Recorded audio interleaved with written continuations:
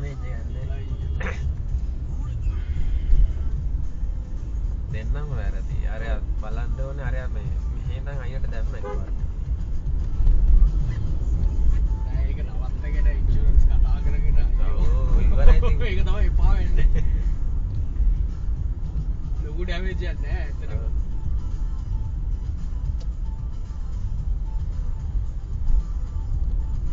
වැරදි නේද? බීජිං එක අපරාධ අලුත් එකක් නේ. ඔව්. ඔයගේ පාර්ට්ස් ඇත්තෙත් නෑ.